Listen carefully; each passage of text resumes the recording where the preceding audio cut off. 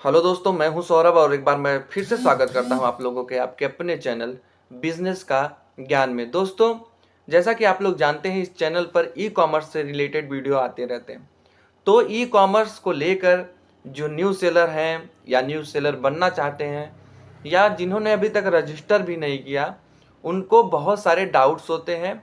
तो इसी तरीके से हमारे पास एक, क्या नाम है आपका? अंकुश पाठक। हमारे पास आए हुए हैं अंकुश पाठक जी। अंकुश पाठक जी के मन में बहुत सारे सवाल हैं ई कॉमर्स को लेकर, और यह ई कॉमर्स पे अपना पैसा इन्वेस्टमेंट करना चाहते हैं। लेकिन बहुत सारे डाउट्स इनके मन में हो रहे हैं, जिस तरीके से आप लोगों को भी होते हैं। क्या ई कॉमर्स में पैसा इन्वेस्टमेंट करना सही है या किस तरीके से सेल किया जाए? जैसा कि मैं लगभग 3-4 साल से ई कॉमर्स प्लेटफॉर्म पर सेल कर रहा हूँ, तो मैं अपने पर्सनल एक्सपीरियंस से आज इनको बताऊंगा कि किस तरीके से ई कॉमर्स पर रजिस्टर किया जाता है या सेल किया जाता है। जिस तरीके से इनका क्वेश्चन होगा, मैं उसी तरीके से जवाब दूंगा, और यह जवाब इन्हीं का नहीं होगा, आप जो भी नए सेलर बनना चाहते हैं उनका जवाब होगा, क्योंकि लगभग लगभग एक नए सेलर के अंदर वही डाउट सेम टू सेम रहते हैं। तो अंकुश पाठक जी, बताइए ई कॉमर्स के बारे में आप क्या जानना चाहते हैं? सर, मुझे ई कॉमर्स के बारे में बहुत सारे मेरे मन में सवाल हैं जो जी मैं आपसे क्लियर करना चाहता हूँ। जी, बोलिए। तो मेरा पहला सवाल ये है कि सर मैं ऑनलाइन सेल कैसे करूँ? ऑनलाइन सेल कैसे करेंगे आप? आपका पहला सवाल यही है कि ऑनलाइन सेल कैसे करना। देखिए, अधिकतर जो सेलर हैं जो बनना चाहते हैं, उनका सबसे पहले कंफ्यूजन यही है कि ऑनलाइन सेलर कैसे बन जाएं या कैसे कर लें। तो इसके लिए देखिए, बहुत सारे मार्केट प्लेस होते हैं, जैसे कि अमेज़ॉन, फ्लिपकार्ट, मीशो, जहाँ से आप ऑनलाइन परचेजिंग कर रहे हैं। इन्हीं में मार्केट प्लेस पे एक सेलर बनने का ऑप्शन आता है, जहाँ पे हम सेल कर सकते हैं और इन मार्केट प्लेस पे हम बेच भी सकते हैं।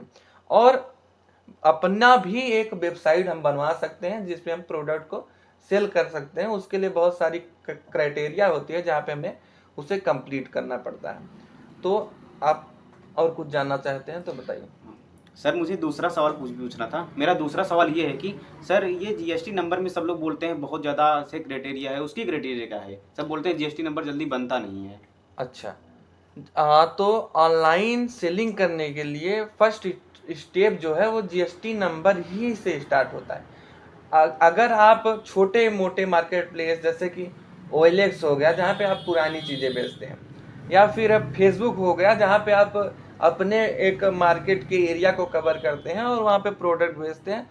हर मार्केट प्लेस अपने लिए एक स्टोर दे रही है जहाँ पे आप सेल कर सकते हैं। लेकिन ई कॉमर्स मार्केट प्लेस है जो कि बड़ी मार्केट प्लेस है, अमेजोन, फ्लिपकार्ट और मीशो और बहुत सारी जो मार्केट प्लेसेस चल रही हैं यहाँ पे।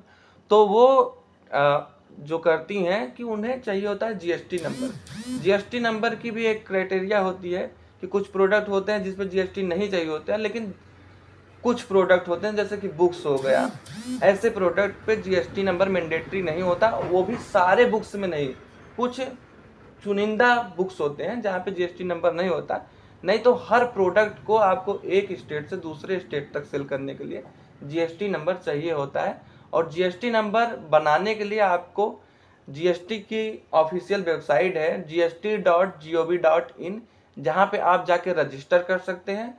और वहाँ पे आपका पैन कार्ड, आधार कार्ड और पासपोर्ट साइज का फोटो, नंबर, यही सब लगता है और आसानी से रजिस्टर हो जाता है। कोई बड़ी चीज़ नहीं है। लेकिन हाँ, आपका जो ऑनलाइन सेलर है उन्हीं के लिए ये रजिस्टर हो सकता है। अगर आप ऑफलाइन सेलर हैं या ऑफलाइन बिजनेसमैन हैं, तो उसमें एक क्राइटेरिया फॉलो होती है, जहाँ पे आपको लगभग 40 लाख तक का, अगर आप साल भर का 1 साल का टर्नओवर करते हैं, मतलब आप कोई बिजनेस कर रहे हैं, ऑफलाइन बिजनेस, उस बिजनेस को आप ऑनलाइन नहीं कर रहे हैं, तो अगर उस बिजनेस को आप कर रहे हैं और 40 लाख का आपने सेल कर लिया पूरे साल में, 1 साल में आपने 40 लाख रुपए का सेल कर लिया, तो वहां पर गवर्नमेंट आपको नोटिस भेजेगी कि आपका सेल ज़्यादा है, आपके पास सामान ज़्यादा है, तो आपको जीएसटी नंबर लेना मैंडेटरी है, आपको जीएसटी नंबर लेना पड़ेगा। लेकिन अगर आप ऑनलाइन बिजनेस कर रहे हैं, यानी कि अमेजोन या फ्लिपकार्ट जैसे मार्केट प्लेस पे, तो आपको वहां पे एक प्रोडक्ट भी अगर आप सेल कर रहे हैं, जैसे कि मान लीजिए कि आपका कपड़े का कोई प्रोडक्ट है और आपको अमेजोन के थ्रू कहीं पे पहुंचाना है, या कहीं ऑर्डर अमेजोन पे आया है तो आपको भेजना है, तो विदाउट जीएसटी नंबर के अमेजोन पे आप रजिस्टर नहीं कर पाएंगे। एक प्रोडक्ट के लिए भी आपको जीएसटी नंबर चाहिए। तो जीएसटी नंबर आप बिजनेस के लिए भी बनवा सकते हैं और ऑनलाइन के लिए भी बनवा सकते हैं। उसका अलग क्राइटेरिया है और उसका अलग क्राइटेरिया है। इसको मैं आपको बाद में समझाऊंगा किसी अदर वीडियो में कि आप पूरा डिटेल में जीएसटी नंबर किस तरीके से बना सकते हैं, आपका ये प्रोसेस क्या होने वाला है। लेकिन आपका जीएसटी नंबर बन जाता है। और कुछ जानना चाहते हैं तो बताइए। सर मेरा तीसरा सवाल ये है कि सर हमारे जैसे नए सेलर होते हैं, जी। वो सबसे पहली सेल लाना चाहते हैं जी। तो वो पहली सेल कैसे लाएं? अच्छा, फर्स्ट सेल कैसे लाएं? अगर आप ऑनलाइन में सेल कर रहे हैं तो आपको फर्स्ट सेल कैसे लाना है। देखिए, फर्स्ट सेल जो होता है, सबसे पहले फर्स्ट सेल तक पहुंचने के लिए आपको वहां पर प्रोडक्ट को लिस्टिंग करना पड़ता है और प्रोडक्ट को प्रॉपर लिस्टिंग करना पड़ता है। लिस्टिंग का मतलब क्या होता है कि जब, जैसे कि आपने फेसबुक देखा है, फेसबुक पे फोटो अपलोड की है। अब आप ये बताइए कि जब आप फेसबुक पे फोटो अपलोड करते हैं, जब नॉर्मली फोटो अपलोड कर देते हैं तो आपको कितने कमेंट मिलते हैं? एक नॉर्मली फोटो हम जब पोस्ट करते हैं तो उस पर अगर कुछ दोस्त यार होते हैं तो 2-4 ही कमेंट मिलते हैं। 2-4 कमेंट मिलते हैं। लेकिन अगर आप अपने फोटो को जब अपलोड करते हैं और आप लिखते हैं कि हम कहाँ गए हुए हैं, क्या कर रहे हैं, या उस फोटो का डिटेल्स लिखते हैं, तो क्या होता है, कितने कमेंट आते हैं? तो नए नए लोगों को, अपने दोस्तों का सवाल होता है कि वहाँ पे क्यों गए हैं, ऐसा वैसा घूमने गए हैं, क्यों कहाँ गए हैं, क्यों घूमो। तो सेम यही समझ लीजिए कि मार्केट प्लेस भी इसी तरीके से काम करता है। जब आप नॉर्मल फोटो लगा देंगे और उसका नॉर्मल डिटेल दे देंगे तो आपके पास कितना ऑर्डर आएगा। तो इसका मतलब ये होता है कि जब आपने फोटो वहां पर लिस्ट किया तो फोटो आपका एक अच्छे क्वालिटी में होना चाहिए, फोटो की पूरी जानकारी होना चाहिए कि आपका प्रोडक्ट किस लेंथ का है, किस क्वालिटी का है, कौन सा मटेरियल यूज किया गया है, सारी जानकारी, कितना वेट है उसका, या मतलब जितनी भी रेट रेंज, सब आप कितना ऑफर दे रहे हैं, सब उस क्वालिटी में आपको जिस तरीके से फेसबुक मार्केट प्लेस पे आप अपना फोटो अपलोड करके एक इंफॉर्मेशन देते हैं, उसमें भी आपको सेम ऑप्शन मिलता है इसी तरीके से अपने प्रोडक्ट को अपलोड करने के लिए, और वो प्रोडक्ट कस्टमर तक जाता है। तो जितना ज़्यादा अट्रैक्टिव आप अपनी लिस्टिंग बनाएंगे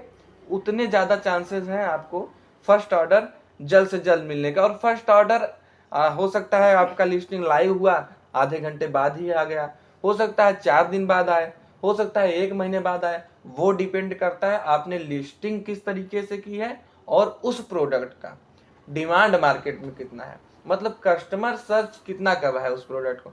अगर उस प्रोडक्ट को कस्टमर ज़्यादा से ज़्यादा सर्च कर रहा है तो ऑर्डर आने के चांसेस बहुत जल्दी हो जाते हैं। तो फर्स्ट ऑर्डर आना बहुत बड़ी चीज़ नहीं है। सबसे पहले आपको काम करना पड़ेगा अपने प्रोडक्ट के लिस्टिंग पर। सर मेरा आपसे चौथा सवाल ये था कि हम ऐसा कौन सा मार्केट प्लेस चुने, जैसे अमेजोन, फ्लिपकार्ट, जिसपे हमारा बिजनेस बहुत ज़्यादा प्रॉफिटेबल हो, जिसपे बहुत ज़्यादा ऑर्डर आए। अच्छा, तो आपका सवाल ये है कि आप कौन सा मार्केट प्लेस चुनेंगे जो आपके लिए प्रॉफिटेबल हो, आपको ऑर्डर ज़्यादा से ज़्यादा ला के दे। देखिए, अमेज़ोन, फ्लिपकार्ट या मीशो, तीनों मार्केट प्लेस इस समय आपके मार्केट में बहुत ही अच्छे चल रहे हैं और तीनों मार्केट प्लेस का एक अच्छा नाम है और सबके अपने अपने एक कस्टमर हैं। तो ये आपका डिपेंड करता है कि आप प्रोडक्ट किस टाइप के बेच रहे हो। आपने देखा होगा मीशो पे ज़्यादा से ज़्यादा सस्ते प्रोडक्ट मिलते हैं और अमेज़ॉन वगैरह पे एक मीडियम रेंज का प्रोडक्ट मिलता है, अमेज़ॉन, फ्लिपकार्ट पे। तो ऐसा होता क्यों है कि लगभग लगभग अमेज़ॉन और फ्लिपकार्ट के पॉलिसी सेम टू सेम है और मीशो पर कुछ कमीशंस डाउन होने के कारण जो हमारे प्रोडक्ट जाते हैं उस पर कंपनियां कमीशन लेती हैं। उस कमीशन थोड़ा सा मीशो में डाउन है, उसे मैं आपको डिटेल में अच्छे से समझाऊंगा। फिलहाल आप बेसिक एक समझ लो कि हमारा मार्केट प्लेस कौन सा बेटर होना हमारे लिए ज़रूरी होता है। तो इस तरीके से सेल होते हैं। तो हमारे ऑर्डर जो हैं मीशो से भी बहुत अच्छे आ जाते हैं, लेकिन मीशो का सर्विसेज थोड़ा सा, जहाँ पे आरटीओ, क्योंकि वहाँ पे कैश ऑन डिलीवरी के ऑर्डर जो होते हैं, कैश ऑन डिलीवरी मतलब जहाँ पे कस्टमर के पास प्रोडक्ट जाता है तब कस्टमर आपको पैसा देता है, मतलब कंपनी को पैसा देता है। ये ऑर्डर में चांसेस क्या होते हैं, आरटीओ के ज़्यादा होते हैं। आरटीओ वो होता है जो कि कस्टमर तक प्रोडक्ट पहुंचता ही नहीं और बीच में ही आपके पास वापस आ जाता है। तो ऐसे प्रोडक्ट यहाँ पे मीशो पे ज़्यादा हो जाते हैं, क्योंकि मीशो बहुत सारे ऑप्शन नहीं देता है जो अमेज़ॉन और फ्लिपकार्ट देते हैं।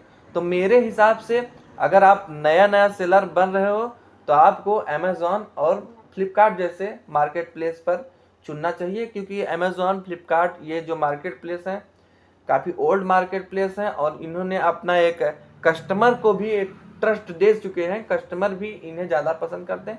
मीशो अभी रिसेंटली मार्केट में आया हुआ है, 2-3 साल से काम कर रहा है मार्केट में, अभी अपना नाम बना रहा है, धीरे धीरे ग्रोथिंग बढ़ रही है।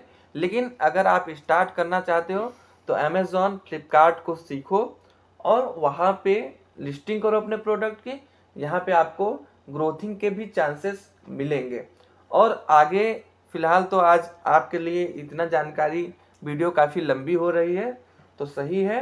अब आगे हम और बहुत सारी डिटेल देंगे और अपने सेलर भाइयों को भी डिटेल देंगे कि कैसे ग्रो कर सकते हैं। तब तक के लिए सबको धन्यवाद। जय हिंद।